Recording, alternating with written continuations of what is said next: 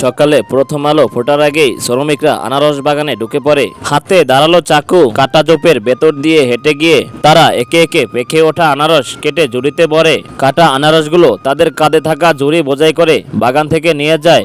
যেখানে দেখা যায় বিশাল বাগানের প্রতিটি গাছেই বড় বড় আনারস পেকে আছে, এক একটি আনারসও বেশ বড়।